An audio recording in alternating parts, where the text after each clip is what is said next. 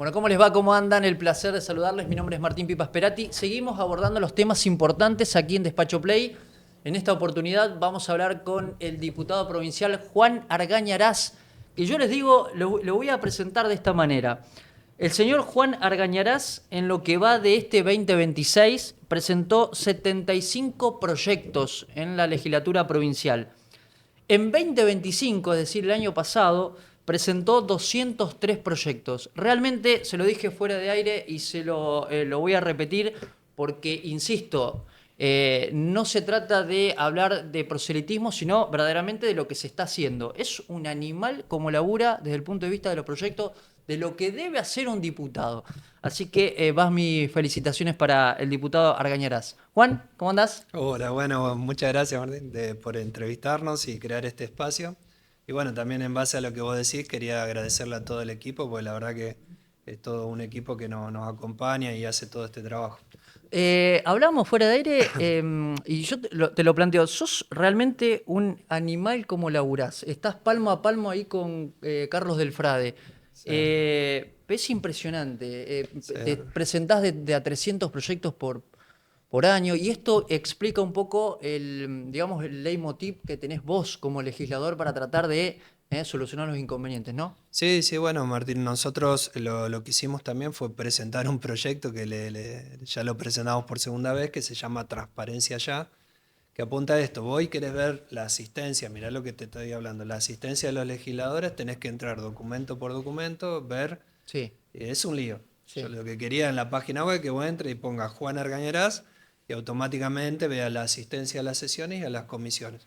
Y no solo eso, sino que también la productividad o la eficiencia en el tema de los proyectos.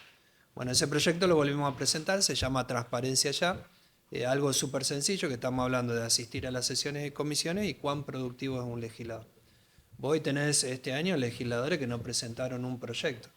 Y bueno, son recursos del Estado que se están invirtiendo en ese legislador que hoy por hoy no es productivo. Claro, porque ahí está el tema. Digo, los legisladores, hombres y mujeres que ingresan, ¿no?, a un legislativo, lo que tiene que hacer es justamente ir a las barriadas y a las instituciones, a ver a las empresas, a ver qué está pasando y en función de eso recoger los inconvenientes y presentarlos en la legislatura para convertirlos en ley. Ese debiera ser Sí, el sí. trabajo. Sí, sí, nosotros siempre que viajábamos, en más a veces aprovechamos de policía, por ejemplo, visores nocturnos que lo Mm. presentamos, fue un policía que levanté en Bella Italia cuando venía para sesionar. O el tema pistolas taser, o el tema de primeros exportadores, son todos proyectos que la gente, vos cuando te sentás, tomás un café, charlas con ellos, te tiran a veces títulos. Y en base a esos títulos después hacemos todo el trabajo, que bueno, ahí entra Agustina junto con Nina, que son parte del equipo que arman todo lo que se llama técnica legislativa y ahí presentamos el proyecto. Ok, vos sabés que por ahí a lo mejor quizás podés caer en la parte de ser corporativo, pero vos cuando ves que tu par, no importa el partido, no te presenta un solo proyecto, ¿qué te pasa a vos internamente?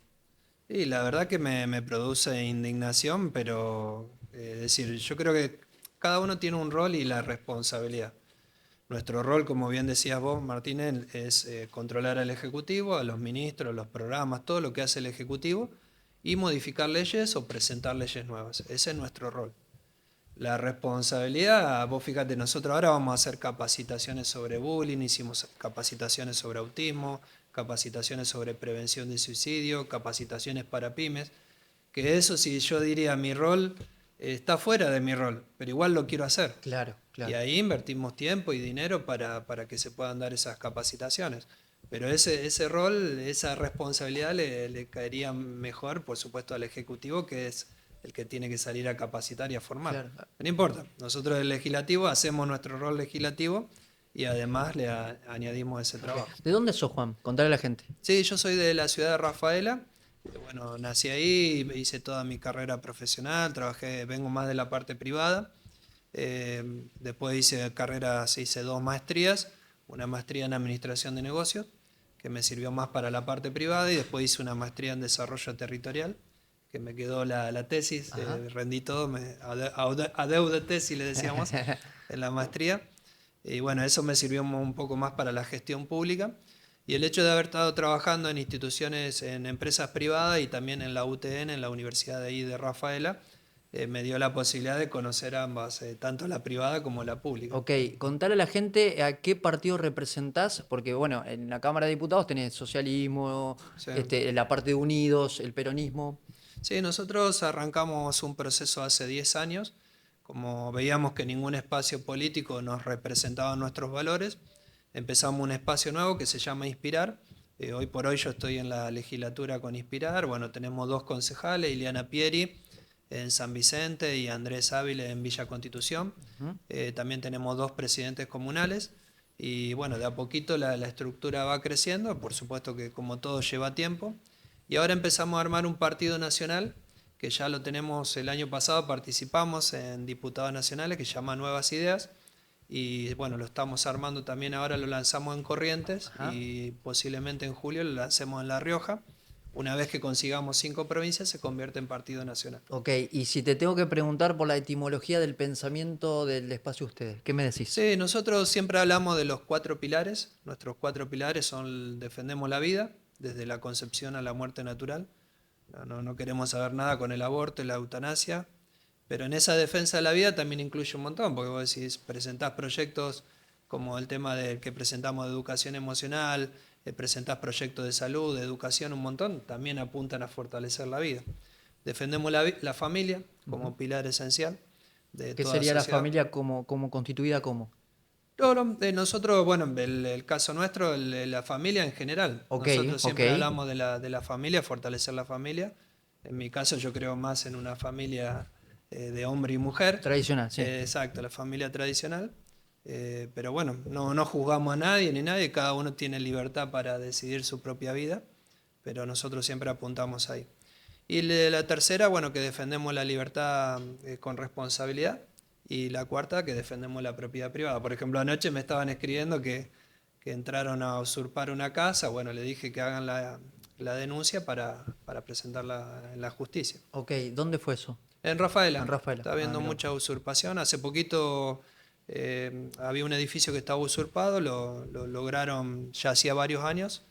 Lograron por medio del municipio, la justicia y la policía, lograron que ese edificio se desocupe, pero bueno, están pasando usurpaciones en varias localidades. Desde tu También me punto... pasaron una Ajá. en Villa Constitución, también Ok, ayer, ok. así que lamentablemente se está dando como un episodio más repetido. Más seguido y hay que prestar mucha atención sobre eso. Desde tu punto de vista, ¿cómo ves a la ciudad de Rafaela? Y también desde el punto de vista institucional, ¿cómo lo ves? Bueno, la ciudad de Rafaela tiene la particularidad que, bueno, tiene el último censo industrial, creo que dio casi cerca de 600 industrias. Tiene un entramado social productivo muy grande, bueno, además de eso todo el trabajo que genera el campo. Además de eso tenés lo que se llama el tercer sector, que es el mapa social, que hay un relevamiento, habría que actualizarlo, pero daba entre 250 y 300 instituciones. Entonces, yo creo que ahí lo que necesitas, más que un intendente, necesitas un articulador. ¿Qué te quiero decir con esto? Vos tranquilamente podés articular entre empresas. Nosotros esta capacitación que estamos dando sobre bullying, articulamos empresas, universidades, sindicatos y la parte política. Mirá vos. Fíjate, Ok. una capacitación Sí. sencilla, pero la pudimos articular entre muchas instituciones. Uno pone el desayuno, el otro pone el lugar, la otra persona paga un almuerzo, nosotros le pagamos a la disertante. Se colabora y se Exacto. genera un lindo espacio. Y creo que Rafaela tiene esas particulares muy fuerte institucionalmente. Cuando te refiero al mapa social, esas casi 300 instituciones, estamos hablando de vecinales, clubes, fundaciones, asociaciones civiles. Y bueno, más el entramado productivo, más el campo, genera que sea una ciudad muy próspera. Ok. ¿Solucionaron el tema de trapitos allí? Lo prohibieron, salió una ordenanza hace poco, lo prohibieron para lo que es la zona de estacionamiento controlado. Yo lo que pude percibir cuando a veces busco a mis hijas en danza a la noche, que empezaron a estar por la noche, que ahí se ve que no hay controles. Y lo otro que pasó, que no están en esa zona, sino que se fueron a otras zonas que no está el estacionamiento controlado. Pero sí, se trabajó una ordenanza. Yo creo que en En ese algún sentido... momento se hablaba de que los trapitos iban a pertenecer al municipio. Claro, se quería trabajar como una especie de Sí. cooperativas. Esa era un poco. Yo creo que también hay ciudades que en eso fueron creciendo, que habría que ir a ver la Ujú. experiencia. Eh, pero sí, en eso se puede trabajar en una especie de cooperativas. Hay personas que a lo mejor podés hacer cooperativas para que sigan lavando autos y otras personas que a lo mejor las podés capacitar en diferentes oficios y pueden hacer otra función. Ok, como diputado provincial venís trabajando el tema de educación emocional. A mí me parece un tema clave, Despacho Play lo viene abordando aquí, de hecho, Cristian Sperati es, digamos, profesor, educador emocional, y nos viene preocupando mucho esta problemática que estamos viendo en las instituciones escolares. Lo sucedido en San Cristóbal, ¿qué reflexión te merece todo esto? Bueno, la verdad que por supuesto que estamos muy conmocionados y sí, muy tristes. Yo me enteré de la noticia, creo que fue el lunes pasado a las 8 de la mañana. La verdad que eso te produce una sensación muy triste. San Cristóbal es una ciudad que amamos, una ciudad que había sido golpeada por el cierre de los galpones de ferrocarril, que bueno, algunos se reactivaron hace unos años atrás, pero que bueno, ahora creo que con esto fue un golpe Mm, más duro.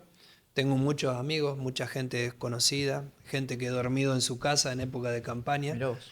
así que la verdad que es una ciudad que amamos muchísimo, San Cristóbal. Y, pero bueno, uno va viendo los indicadores y las cosas que ya se venían gestando. No salió mucho en los medios, pero tuvimos una bomba que estaba desactivada en Mm. San Justo. Ya habíamos tenido casos de armas y armas blancas y un revólver en algunas escuelas de Rosario.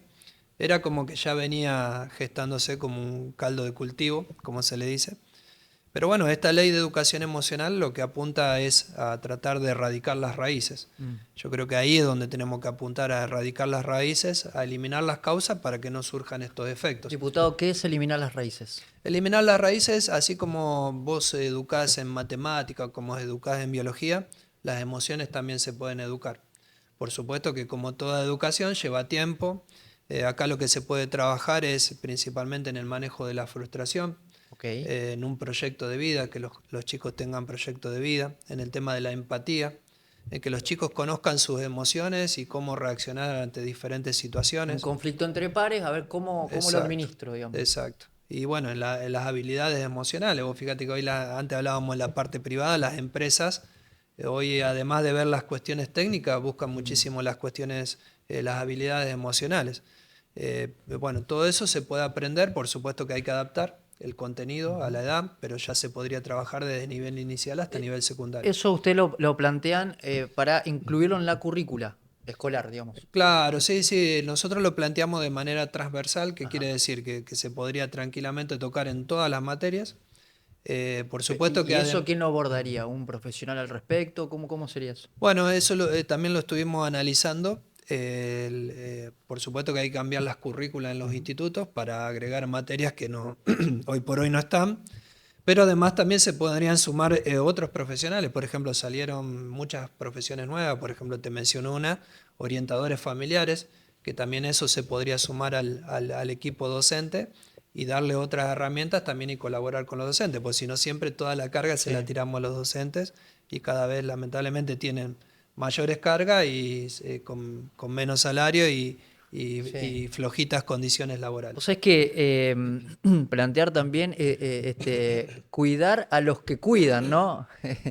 Es un tema, me parece, también clave para abordar, porque mencionaste, Juan, un tema clave, esto de que la docencia sigue incorporando, pero para ellos también hay una contención, digo, ¿ustedes lo están viendo ese tema también? Sí, sí, nosotros hemos presentado varios proyectos para los docentes. Bueno, lo hemos acompañado todo lo que es el tema de la parte salarial, perdón. También hemos visto el tema de los gabinetes, viste, psicosociales. Mm. Hemos presentado ahí un proyecto que después si querés te lo paso, ¿verdad? Dale. Pero bueno, hemos votado en contra de la reforma jubilatoria que también afecta. Por eso antes te hablaba no solo de la parte salarial, sino también de las condiciones laborales. Hoy lamentablemente no son las mejores que tenemos en la provincia de Santa Fe. Pero bueno, siempre que podemos hablamos muchísimo con los docentes y La verdad que valoramos muchísimo la labor que hacen ellos, no solo los docentes, sino todos los servidores públicos. Cuando me refiero a los servidores públicos, incluimos a los policías, a los profesionales de la salud y a muchas personas que trabajan en los municipios. Mencionaste, abriste una ventanita ahí que quiero abordarla que tiene que ver con el salario de los empleados públicos, en este caso podríamos hablar de la docencia, de los profesionales de la salud. ¿Crees que en ese caso Puyaro se equivoca en no darle más impulso a ese sector?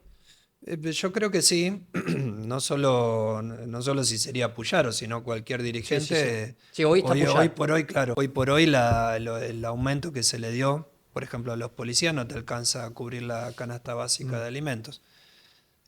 Cuando hablamos de una familia tipo, es decir, dos mayores y dos menores, hoy no alcanza. Y cuando vos vas, hablas con el policía, el maestro. Bueno, ayer, por ejemplo, atendimos a empleados de la curtiembre de Las Toscas, una quincena, 380.000, 400.000 pesos. Es decir, hoy los salarios lamentablemente están congelados a nivel general. Hay muchas paritarias también nacionales de diferentes sindicatos que también la parte nacional las tiene planchadas porque tienen miedo que se le dispare la inflación. Pero hoy con los salarios que ganan muchos sectores, la verdad que no alcanza. No O sea, alcanza. vos te lo expresa, la docencia te lo expresa. Sí, Dice, sí. diputado, Sí. a ver, haga algo, no sé. Sí, nosotros varios proyectos dijimos, che, abran de nuevo las paritarias, porque veíamos que la inflación se disparaba por encima de los aumentos salariales. Pero bueno, es un tema la verdad que preocupante. Yo invertiría más, siempre hay que invertir más en el capital humano. Sí, claro. Siempre hay que Vuelvo al tema escolar. Sé que estás trabajando activamente con las cuestiones de bullying. ¿Crees que, digamos, desde el punto de vista escolar no se está trabajando a conciencia sobre ese tema, sobre el bullying? Yo creo que en la parte escolar surgieron, por ejemplo, este tema de las redes, que Ujú. los chicos se conectan por las redes, jugando a la PlayStation, ya se empiezan a comunicar con una persona que no sabemos qué intenciones tiene. Todas estas cuestiones van surgiendo y son nuevas. Nosotros, por ejemplo, presentamos un proyecto para que se capacite a los chicos sobre inteligencia artificial, para buscar la forma para que se capaciten para hacer cosas productivas y no para hacer el daño. Claro. Van surgiendo muchísimas cosas nuevas que no las teníamos en cuenta. Yo creo que la readaptación o la reingeniería que tenemos que hacer en la educación es muy grande. Por eso yo ayer anteayer, perdón, hablaba con una persona de un sindicato y le decía, ustedes como sindicato tienen que hacer una reingeniería. Nosotros como político tenemos que hacer una reingeniería. Todas las cosas que vienen aconteciendo, los cambios tecnológicos, los cambios generacionales, que antes vos decís, che, una generación cambiaba cada 30 años, hoy Sí. una generación te cambia cada 2 o 3 años. Todas esas cuestiones tenemos que ver cómo nos vamos readaptando a los cambios que se van dando tan aceleradamente. Ujú, ujú. Y en ese sentido, digamos, vos ves que faltan cosas en ese tema del bullying. Sí, el tema de bullying, mucha capacitación. Nosotros el año pasado hicimos acá en Ahora, Santa fíjate Fe. cómo conecta la educación emocional con, ¿no? Todo. La educación emocional apunta ahí, a la raíz. Nosotros lo que estamos hablando es de la superficie para arriba, de la tierra para arriba. De la tierra para arriba vos tenés ciudades, San Vicente, 6 suicidios en poco tiempo, Sunchales, 6 suicidios en poco tiempo. Nosotros en Santa Fe tenemos una estadística que es del año 2016, que no está actualizada. Vos como mínimo necesitar estadística y luego necesitas Claro. armar programas para mejorar esa estadística, para reducir, por supuesto, los suicidios. Nosotros hicimos varias capacitaciones sobre suicidio. Tenemos un grupo armado que se llama Agentes de Prevención de Suicidio. Tenemos unas 50, 60 personas. Tema de bullying. Todo eso es lo que está arriba de la Juan, superficie. O lo que pasó en sí, San Cristóbal. sí. Todo eso está arriba de la superficie. Nosotros tenemos que apuntar a las causas para eliminar esos efectos. Dijiste que tenés un grupo para prevención de suicidios. Aquí hace un par de semanas estuvo sentado un pediatra que trabaja en el hospital Dr. Orlando Alasia, que es una de las personas responsables, y que le preocupa que adolescentes llegan allí, se internan como consecuencia de ingesta medicamentosa. Y que al mismo tiempo ha crecido esta cosa de la vida no es un me voy de este mundo y los episodios de suicidios. Fíjate cómo hablaste de esto y yo te conecto lo otro. ¿Qué estás viendo en ese marco acá en Santa Fe?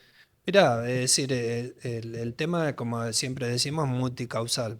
Yo siempre me gusta hablar del círculo vicioso y el círculo virtuoso. En el círculo vicioso, un joven seguramente entró a Mm, automedicarse, o entró a las adicciones, o entró a la ludopatía, o está pensando en suicidarse, o está empezando a hacer una locura como lo que pasó la semana pasada, todo por diferentes causas. Cuando una persona, un joven, entra en un círculo vicioso, por supuesto que ese círculo hay que cortarlo y crear un círculo virtuoso. Esto es muy lindo en la teoría, pero esto lleva tiempo y cada persona es diferente. En ese círculo virtuoso que entra, que esa persona puede desarrollar su proyecto de vida. Si es muy bueno haciendo arte, haciendo música, jugando al fútbol, vos tenés que ver cómo lo integrás a una institución. A una institución eclesiástica, puede ir a un grupo de jóvenes. En ese círculo virtuoso vos le decís, che, no tenés terminada la primaria, vení, te acompaño para que termines la primaria, para que termines la secundaria. Revalorizás la relación de esa persona, de ese joven con su familia, tratás de ir a conocer a su familia. Todo esto que te ujú. digo, que es muy lindo en la teoría, no es Hay que fácil hacerlo, llevarlo hay a que la hacerlo. Sí, práctica, sí, sí. pero nosotros tenemos que cortar esos círculos viciosos de estos jóvenes y comenzar a trabajar en crearles círculos virtuosos. Mirá qué Y interesante. esos círculos virtuosos llevan tiempo, yo te lo digo porque lo he hecho. He llevado a chicos que lo he cargado en el auto, los llevé a la escuela. Cuando estuve presidente en la vecinal, nosotros dentro de la vecinal no le querían dar un edificio. Nosotros agarramos, transformamos la vecinal en una escuela, pusimos pizarrones. En Rafaela. En Rafaela. Ah, Yo estaba de presidente del barrio San José y llevamos la escuela. Yo tenía 35 personas que no tenían terminada la primaria. Yo no lo podía creer. Así que automáticamente abrimos una escuela ahí en la vecinal. Bueno, hoy esa escuela está funcionando en el edificio escolar del barrio. mirá qué bueno. Mirá, me imagino esas familias, lo agradecidos, ¿no? Sí, sí, bueno, después no se querían ir a la escuela, así que Claro. la profesora tuvo que hacer una choripaneada y yo fui ahí para convencerlo para que se vayan a la escuela. Pero la verdad que ver a esas personas insertarse socialmente, capacitarse, bueno, todos esos círculos virtuosos llevan tiempo, Ujú, ujú. pero hay que creárselo a los chicos. Un chico que tenga un Sí. proyecto de vida y que pueda desarrollar sus talentos, te aseguro que nunca va a poder pensar en suicidarse o en hacer una locura Claro, que como lo tenga que el pasó. propósito. Exacto. El propósito de estoy acá por algo, porque quiero aportar a la sociedad algo. Y eso hay que despertarlo, hay que indagar, ¿no? Sí, sí. Porque en las familias hay muchas realidades sobre las cuales son escabrosas. Digo, cuando uno va a una escuela, al terreno, es tremendo, ¿no? Ve cosas que, no sé, un nene que llega o una nena que llega y que de pronto la mamá o el papá le pegó y cosas así, ¿no? Sí, sí. Son realidades muy duras. Bueno, ahí lo que hay que detectar son las fortalezas que tiene cada persona. Ujú. Si es muy bueno en un deporte, en el arte, en la música, lo que sea, en algún oficio. También hay personas que a veces no la lográs insertar en la escuela secundaria, pero sí la podés llevar a que aprenda un oficio y desarrollar esos talentos, esas fortalezas. Nosotros a veces, ¿qué hacíamos? Trabajábamos sobre las debilidades. En verdad lo que tenemos que hacer es trabajar sobre las fortalezas. Claro. Porque una persona que ya tiene un 5, un 6, si vos la fortalecés, la capacitás, la acompañás, esa persona seguramente se va a distinguir en un 8, un 9 Mm. y va a poder ser diferente en lo que ya es bueno. O sea, es que reflexionando en todas las notas que hacemos aquí en Despacho Play, muchas veces se castiga el sistema, incluso castiga las cosas que vos haces mal y no potencia aquellas cosas que haces bien. Sí, sí, Y me parece clave esto que estás diciendo. sí.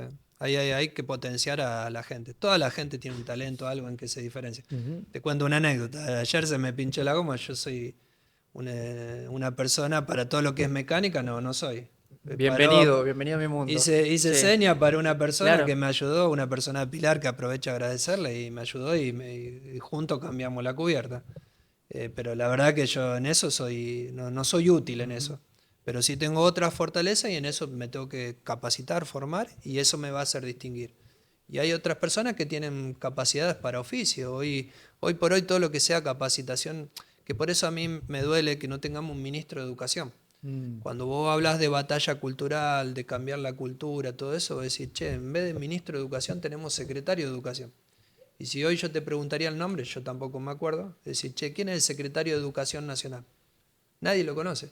Es una persona que El debería señor estar Lugones, pero que bueno, nadie lo conoce, sí, bueno, es sí, una sí. persona que debería estar en todos los medios pues vos, primero yo lo pasaría de secretaría a ministro. Vos necesitas un ministro de educación, Es necesitas darle esa increíble, Juan, jerarquía. es clave lo que decís, porque este episodio de San Cristóbal no pasó en Argentina. Sí, sí. Y que una persona a nivel nacional que representa la educación no haya estado, Sí, sí. llama la atención. Sí, es preocupante. Pero bueno, nosotros hoy deberíamos tener un ministro que es el que salga a comunicar en los medios cómo vamos a transformar la cultura Ujú, de ujú, nuestra querida Argentina. ujú. Estás trabajando por la emergencia para las pymes. Contame eso, porque estamos viendo morosidad en las pymes y estamos viendo que las pymes están tensionadas, ¿no? Sí, nosotros habíamos presentado ya varios, bueno, estoy en la comisión de Industria y Comercio, ayer tuvimos reunión, presentamos varios proyectos, primeros exportadores, que apunta a articular, pues Ujú. fíjate lo que hablábamos antes, Sí. articular entre las universidades que enseñan comercio exterior, articular las cámaras de comercio exterior y las pymes. Y eso hablaba de un acompañamiento de 2 años con consultoría y capacitación. Bueno, ese presentamos. Mi primer galpón, que pensábamos que la época, porque eso surgió en Rafaela, yo pensé que la época de gobernador de Omar Perotti lo iba a implementar a nivel provincial, que apunta a hacer una línea de crédito de baja tasa para que las empresas puedan mejorar sus naves industriales. La mayoría surgen Ujú. de un garage, una casa, compran la casa al lado y en un momento dicen, che, necesito eficientizar los procesos y necesitan armar una nave industrial nueva.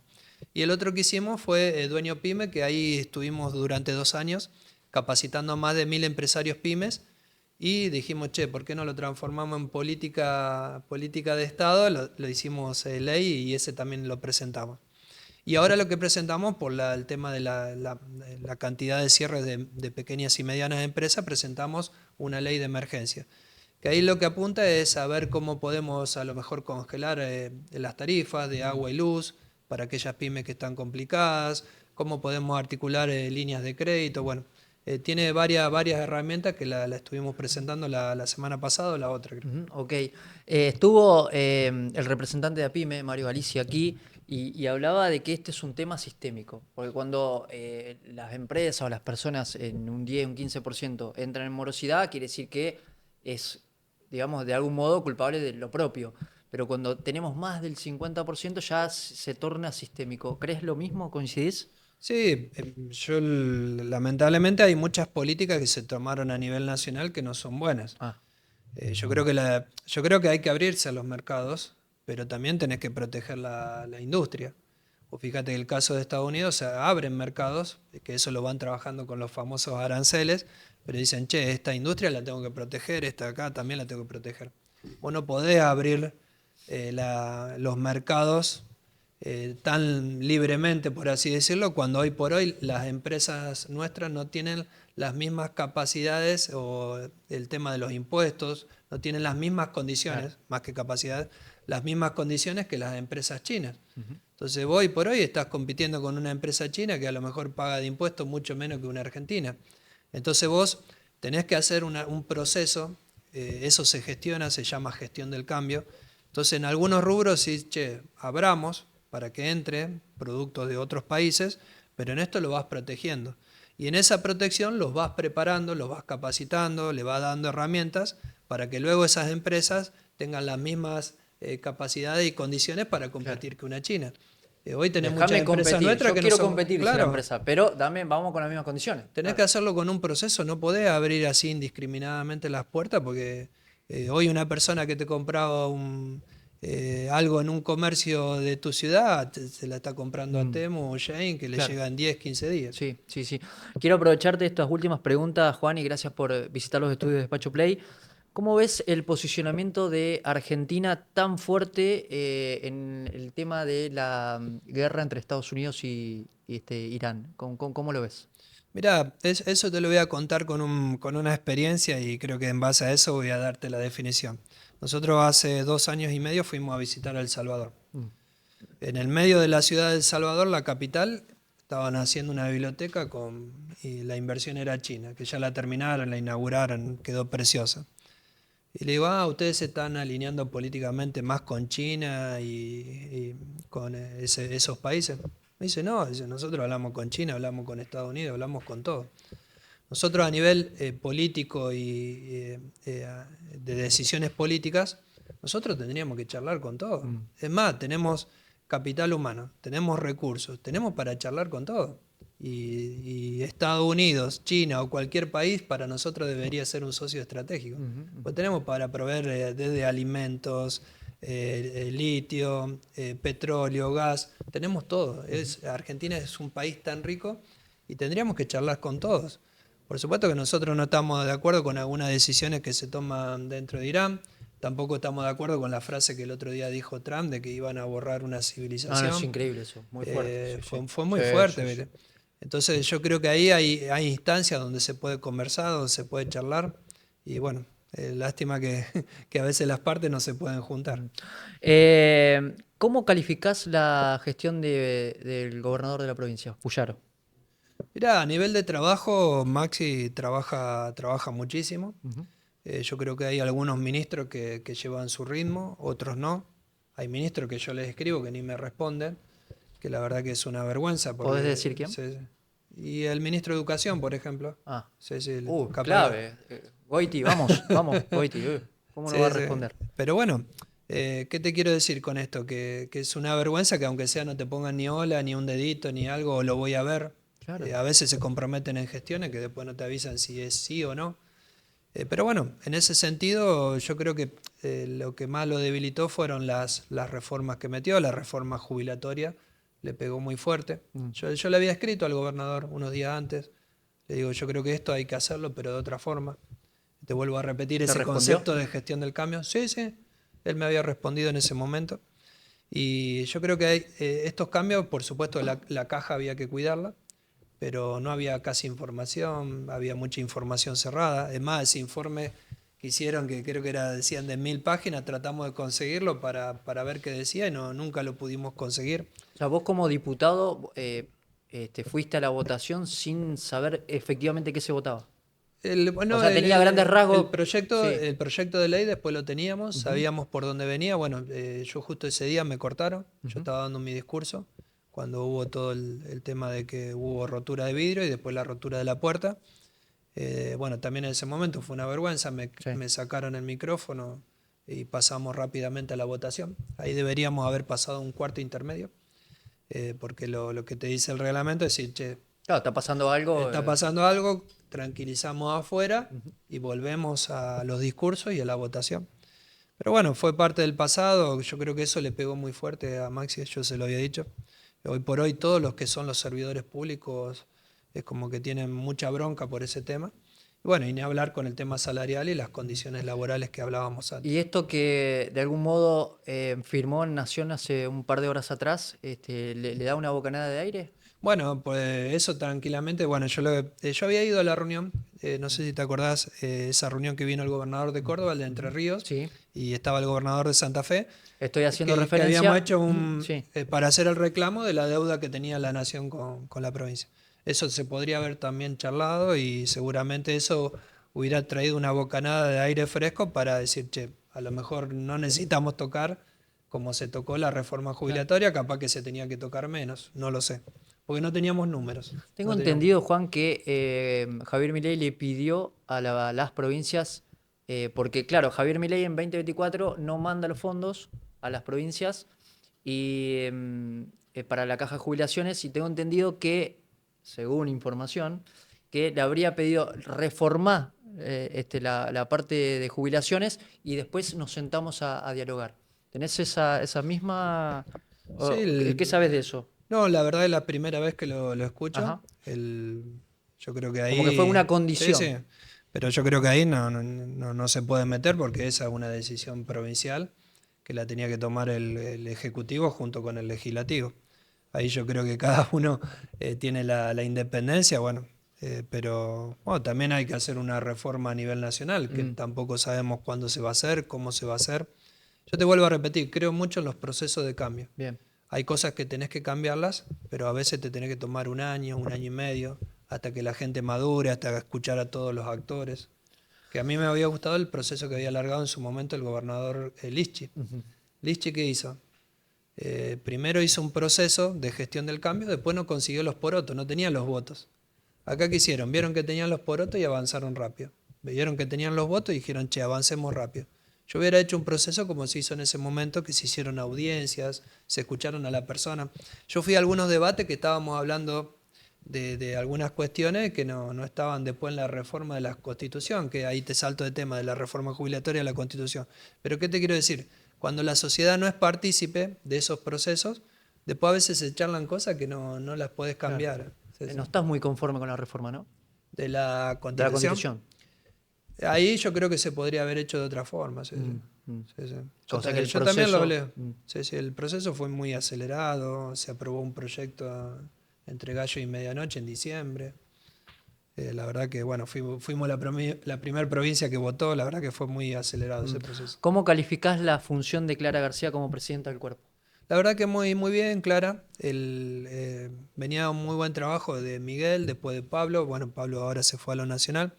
Clara, la verdad que escucha mucho. En labor parlamentaria, la verdad que labor parlamentaria para explicarle a la gente lo que hacemos antes de la sesión.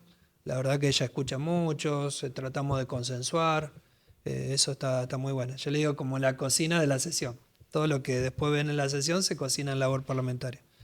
Nos llevamos bien, así que en ese sentido... Está bueno lo que decís, digo, porque no compartís las ideas, pero está bueno en esto de la convivencia. Sí, sí, algunos valores no los compartimos, pero bueno, eso hay que convivir y hay que... por eso, no nos puede pasar lo que está pasando a nivel nacional.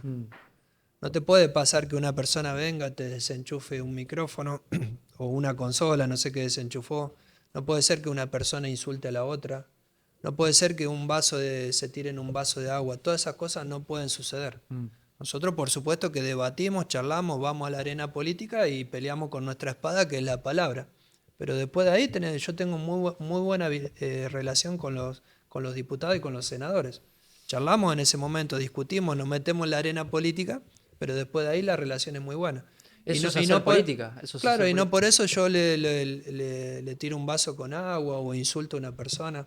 Vos fíjate que eso que está pasando a nivel nacional, cuando hablamos de liderazgo, todo se levanta o se cae con el liderazgo. ¿Qué te quiero decir con eso? Cuando nosotros vemos que hay violencia a nivel de Cámara de Diputados y de Cámara de Senadores a nivel nacional, eso habilita, entre comillas, a que haya violencia en las escuelas, a que haya violencia en los clubes. Claro, porque son ustedes de ahí para abajo. Exacto. Todo se levanta o se cae con el liderazgo. Dos últimas preguntas, Juan. Hablando precisamente de ese comportamiento de liderazgo y esa forma de conducir de Javier Milei, ¿qué te parece? A mí muchos valores de Javier Milei me gustan. Yo siempre, muchas veces, algunas veces cuestioné el qué, muy pocas veces el qué, muchas veces cuestioné el cómo. Y yo siempre lo explico con un ejemplo, es decir, es como que yo ahora te traigo en una bandeja, te traigo un pollo dorado con papas fritas. Uy, qué rico. Y la bandeja vos ves toda limpita, toda dorada. Y te traigo esa bandeja y vos seguramente decís, che, qué lindo este pollo con papita dorada, y cortás un pedazo y te servís. Ahora yo ese mismo pollo te lo traigo en una bandeja oxidada, Sí, sí. y vos vas a condicionar el pollo por cómo te traje la bandeja. Claro. Cuando me refiero a la bandeja es el cómo. Cuando me refiero al pollo es el qué. Es tan importante el qué como el cómo. Mira qué bueno. Y en el tema de comunicación y vos cómo tratás a los periodistas, a los empresarios, a los políticos, es tan importante el pollo como la bandeja. Tenés que definir bien qué vas a decir y cómo. Bueno, en el cómo muchas veces diciendo de cómo se dicen algunas cuestiones. Mirá qué bien que lo graficaste. Última pregunta. Se está viendo a nivel nacional un movimiento muy fuerte, importante, de pedido para que Dante Gebel pueda participar en política, involucrarse en la política argentina como posible candidato a presidente. ¿Qué pensás de eso? Bueno, nosotros tuvimos ya 3 reuniones presenciales, más que todo con Juan Pablo Brey, con Eugenio Casiele, que son las personas que hoy te diría que más se están moviendo a nivel nacional, están viajando por varias localidades, por varias provincias. Estuvimos en el acto que se hizo en el microestadio de Lanús. Ahí en Lanús, sí. Sí. A mí me sorprenden los 2 eventos que hicieron. Uno fue el 30 de diciembre, que lo organizaron creo que en 2 o 3 días, metieron 400 personas. Y en el evento que se organizó ahora hace un mes atrás, había más de 4.000 personas. Dante en eso no se pronunció si va a ser o no candidato. Pero dejó ahí un tweet, ¿no? Sí, Una publicación media enigmática, ¿no? sí, dejó una publicación, creo que fue principio de esta semana o Sí, la ahora, semana ahora la pasada. Sí, estamos mostrando en este sí, momento sí. para que ustedes obviamente la observen y a ver qué dicen, porque la verdad, ¿no? Es mucho, dejó abierto muchas cosas ahí. Sí. Yo creo que hoy la política se hace, olvídate del llanero solitario. Yo el otro día comentaba en el equipo, digo, olvídate del llanero solitario, no hay que pensar solo en Dante, sino hoy tenés que pensar en adventures. ¿Qué te quiero decir eso? Tenés que pensar en equipos. Mm. No hay un solo héroe que te va a salvar, tenés que pensar en equipos. En esos equipos, este tiempo nos está dando la plataforma para armar diferentes equipos. En la reunión estuvieron representantes de pymes, representantes de clubes, representantes de universidades, representantes de sindicatos, ¿Vos, gente que vos ya por viene de Santa la... Fe fuiste el único? En Santa Fe sí había algunas otras Mm. personas. Yo no pensé que iba a ser tan grande. Cuando ellos me dijeron, che, venite al acto. Bueno, yo estuve arriba del escenario también. Mirá qué bueno. Y ahí en ese momento me pude traer como 20 contactos de personas que interactuamos ahora más seguido. ¿Y qué pensás? ¿Vas a ser el representante en el caso de que él decida acá en Santa Fe? Mirá, yo hoy creo que ese tema no es tan lineal. Mm. Yo creo que esos liderazgos se van formando en el proceso y se van dando. Por supuesto que hoy por hoy para nosotros sería la mejor alternativa a presidente. En este caso que contaba por los valores que pregonamos, tanto de inspirar como de nuevas ideas. Nosotros lo que queremos es participar, seguir siendo coherentes con los valores que antes te mencioné y sin lugar a dudas seguir siendo partícipe. Nosotros hoy por hoy tenemos más cuadros políticos para ser parte de una gestión provincial o de una gestión nacional. Cuando mirábamos hace 10 años teníamos mucha gente con ganas, Claro. pero no tenían las aptitudes. Hoy por hoy tenemos gente con actitud, con C, pero también tenemos gente con aptitud, con P. Tenemos gente que tiene ganas y a la vez está capacitada. Así que seguramente nos va a encontrar siendo parte de ese espacio. Definímelo a Gebel, a Dante Gebel. Y Dante yo lo aprecio, yo lo conocí de chiquito, cuando él empezó a hacer los estadios. Así que la verdad que es una persona muy visionaria, muy trabajadora, trabaja muchísimo, es muy buen comunicador. La verdad que en ese sentido, yo desde que lo seguía, que empezó a hacer un Vélez, un estadio Vélez, y lo conozco ahora, la verdad que la evolución que tuvo muy buena. Y es una persona muy cercana a Argentina, porque muchos te dicen, che, pero él vive en Estados Unidos. Sí, pero el año pasado recorrió 22 provincias, de las 23. La única que no pudo estar fue Formosa porque no tenía un estadio adaptado para el show que él daba. Presidente. Presidente, claro, y recorrió 22 provincias. Bueno, acá creo que en Santa Fe estuvo en Rosario y en Santa Fe a la vez. Así que es una persona muy cercana, se informa muchísimo de todo lo que pasa. Bueno, tenía un programa radial, así que en ese sentido sigue estando muy conectado con la Argentina. Quiero cerrar esta entrevista con algo me parece importante que tiene que ver con el autismo. Hay muchas personas que a lo mejor dicen no, porque esta persona es autista, hay que dejarlo de costado, tiene algún inconveniente, no puede socializar. Desde su espacio, ¿qué piensan al respecto, Juan? Bueno, en nuestro espacio trabajamos muchos proyectos con algunas instituciones que están trabajando el tema de autismo. Tengo una amiga que se llama Claudia Algarve, que está metida en una red provincial. También había una red ahí en Rafaela. He asistido a los eventos. He asistido a capacitaciones que organizaron otras instituciones. Nosotros ya hicimos capacitaciones en Galvez, en Rafaela, en Rosario, y me estoy olvidando alguna más. Nos están pidiendo capacitación sobre autismo. Ahí lo que yo puedo decir es que al hecho de capacitar a los docentes y a los padres principalmente, cuando antes es la detección de que un niño tiene autismo, se puede mejorar muchísimo el tratamiento. Se puede trabajar con profesionales, con los mismos docentes. Lo que hoy sí te dicen los docentes, que hace años capaz que vos veías un caso en cada 3 aulas y hoy a lo mejor vas a cada aula y ves un caso. Y bueno, yo creo ahí que tenemos que dar también herramientas y capacitación y formación. Tiene muchísimas capacidades, Sí, depende claro. del Sí, el espectro espectro de autista hecho, que tenga. hay personas que alguna vez hablaba, yo algo de autismo debo tener, decía yo, por diferentes, que no ven al caso ahora traerlo, pero digo, es bastante común el tema, ¿no? Y hay que charlarlo, hay que hablarlo, hay que Sí, ponerlo sí. sobre la mesa. Pero bueno, antes sea la detección, por eso ahí seguramente vamos a tener que activar, hacer más capacitaciones. se puede mejorar muchísimo todo lo que se trabaja con los niños. Y como te decíamos antes, hay que descubrir cuáles son Sí, claro. sus talentos y sus capacidades. Por ejemplo, había un chico que tocaba el violín. Impresionante, tiene una capacidad de concentración, de enfoque. Y el chico, creo que tenía 10 años, tocaba el violín como una persona de 20, ¿viste? Así que bueno, hay Habría que también buscarlo ir a a detectar Ian eso. Moche, que es a nivel nacional es una persona que Sí, está llevando la bandera, ¿no? sí, sí. Porque esto me parece clave concientizar a la gente sobre ese tema y que no quede como una fecha donde se diga, che, hoy es el día de tal y bueno, no, que se trabaje todos los días, me Sí, parece sí. clave. Bueno, y ahí agradecerle a todos los padres que hay muchas instituciones que trabajan en ese sentido que son muy buenas, muy buenas. Muy bien. Juan, muchísimas gracias. Me encantó charlar contigo la primera vez que hablamos Primera vez. y me quedo con muchos títulos tuyos y fundamentalmente esta cosa de que nadie hace todo solo, ¿no? Y el equipo, veo que tenés un equipo importante. ¿Querés cerrar con eso? ¿Qué representa el equipo para vos? Y el equipo es todo.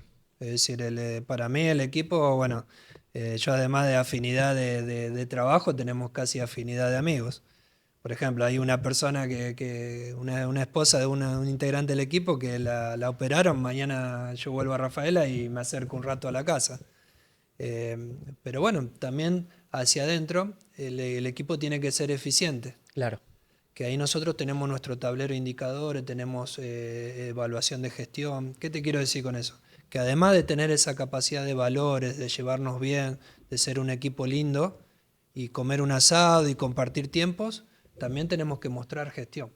Y yo creo que ahí es donde se fortalecen los equipos de alto perfil. Pero bueno, tenemos un desafío muy grande, somos un equipo muy chico hoy por hoy con toda la estructura que se está armando. Vos fíjate, estamos armando una jornada de 500 mujeres en San Lorenzo para junio y somos muy pocas personas. Y todo eso lleva organización, tiempo, dinero. Pero bueno, yo quiero agradecerle a todo el equipo que la verdad que para mí la mayoría son amigos, pero a la vez también tenemos que gestionar. Porque como te decía antes, vos a lo mejor decís, che, Juan, me tomé un café, qué buen tipo, es piola, Juan, pero hace 3 meses que me prometió armar un proyecto y no me lo armó. Claro. Entonces vos te quedaste con el tema de que yo soy buena persona, pero decir, no tuve gestión. Por sus Yo creo que frutos, ¿cómo es? por sus frutos los conoceréis. Pero yo creo que las dos cosas van juntas. Yo creo que Excelente. se puede ser buenas personas y a la vez gestionar.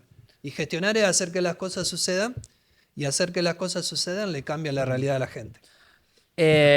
Vamos a comprometer a producción con Juan, a ver si podemos aprovecharte para hacer una nota más profunda. Quiero conocerte más. Me parece Sí, muy sí. interesante tu manera de mirar. Esto no me convierte en Juan Argañarista, porque viste que están los amanecidos que hablan de esto. Quiero cerrar la nota, insisto con esto. En 2025 el diputado provincial presentó 203 proyectos y en lo que va del año, estamos en abril, 75. Habló de la gestión importante. En nuestro contenido, en Despacho Play, van a encontrar cómo trabajan los demás diputados, todos los diputados, porque nosotros lo que hacemos es tratar de mostrar como periodistas cómo se está gestionando. Y la verdad que se van a llevar una sorpresa terrible. Fundamentalmente hay 4 diputados de La Libertad Avanza que todavía no han presentado proyectos y se los ve haciendo proselitismo. ¿Con la plata de quién? Es la pregunta. Yo pregunto, pregunto. Juan, gracias. Gracias a vos, Martín. Y El gracias a señor todo el equipo. Juan Argañarás ha pasado por Despacho Play. Esta nota la encontrás en www.despachoplay.com.ar y en todas nuestras redes sociales. Muchísimas gracias.